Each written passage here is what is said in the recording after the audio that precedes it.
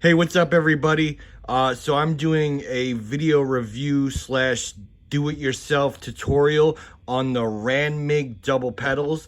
As you can see, I have two of them here because they are really high quality with awesome feel, awesome performance. I'm a veteran drummer and these things are really great, especially for the price. You know, you can't beat the price. Like, I got my first set over here for $100 and then they went even lower to $80. So you can't beat the price. You know, a regular set of double pedals like a DW or a Tama is going to cost you at least $300 to $500 or more. So you can't beat the price for this quality double pedals that feel great. I use them all the time with my electronic drums, and I just bought a second pair to use with my live drum kit.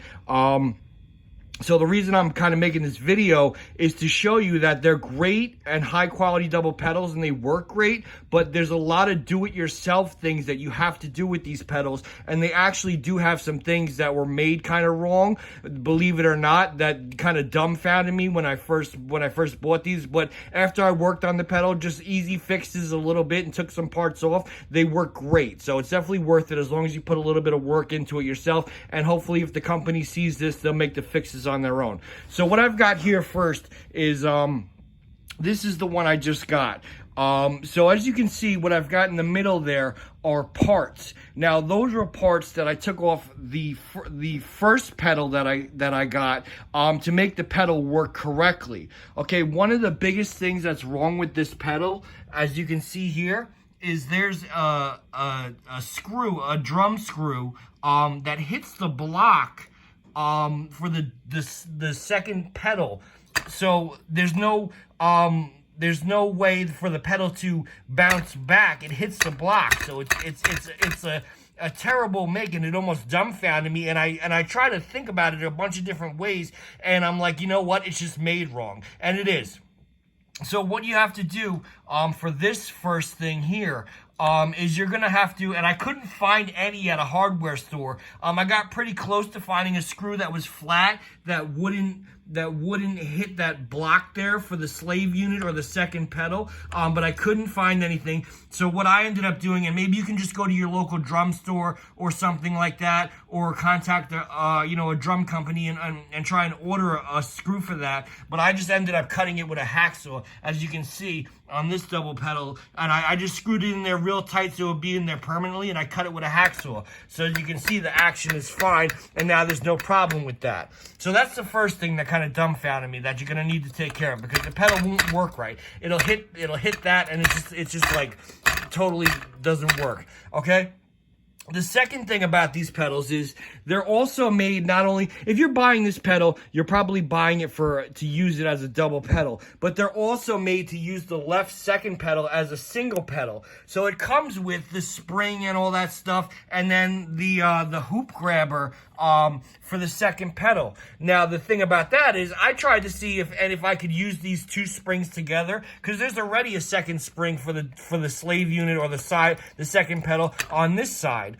So I tried to use these two springs together and tension them certain ways and mess around with it a whole bunch to see if it would work, and it just doesn't work. So save yourself the trouble and do what I did and just take that off. So as you can see, I don't have it on here on the second pedal, and the second pedal works fine, no problems. Now, the piece that it was attached to here, where the spring was attached to, you're gonna need to leave that on, because there's washers and there's no nut to fit in the space between the slave bar and the pedal unit. So you're gonna need to leave that on to keep this pedal from getting too loose or whatever. All right. And just make sure that screw in there is tight and tight, because I did have it fall out at one point when just using this pedal. But now, as you can see, my second pedal works fine. I have no problems with it, okay? So again, I took the springs off that second slave unit, that piece right there. I just took it off, okay? Now what you've got is you've got the hoop grabber. So now if you're using the second pedal and you're hitting the drum and stuff, this starts to rattle, as you can see in here. You know, even if you tighten it as tight as it goes, it'll still start to rattle, okay? So I had to take this hoop grabber off. So this is all the pieces that I took off, which is this piece right here. I unscrewed that, and that, the hoop grabber, so it doesn't rattle So now as you can see, there's not one over there. So there's nothing there to rattle when you're using the second pedal. Okay, so that's the second thing. The third thing is these springs. Now actually, these springs are, as you can see on the model I just got, that they're for the spikes that prevent your pedal from going anywhere.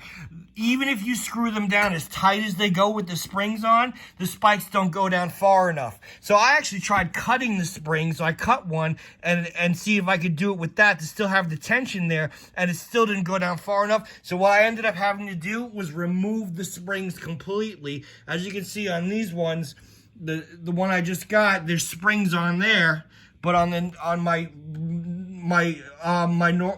my double pedal that I've had for a long time, that I use all the time on my electronic drums, there's no springs and the pedal works great. It doesn't go anywhere. Okay, so that's the third thing.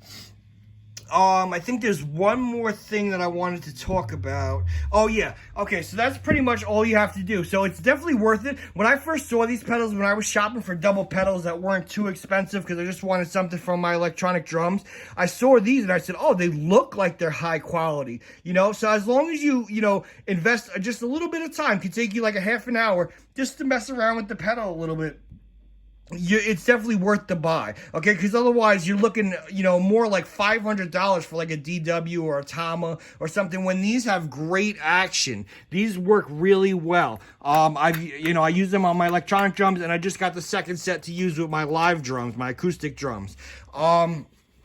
Okay, so the last thing is the spring tension. Now, with my spring tensions, what I did is I pretty much tightened them, as you can see, like all the way. And that seemed to work perfect for the action of the pedal. This one, my left one, is a little bit tighter, which probably has to do a little bit with the leeway of the connecting bar. But the spring tensions are pretty much tightened all the way, and they work great, okay?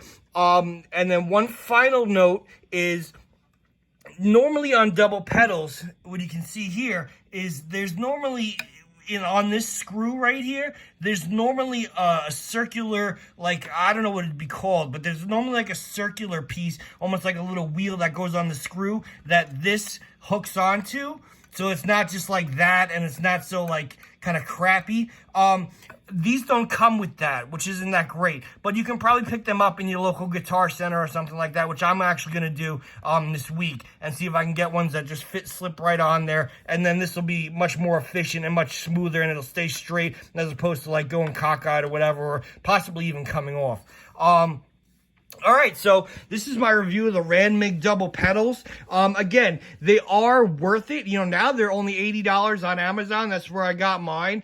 And if you just put a little bit they're high quality. They perform really great. I love them with my electronic drums. You see, I got my electronic drums over here, my second set over there. And they work really great. That's why I bought another pair for my acoustic drums. So I can always have these set up on my electronic and always use these for my acoustic.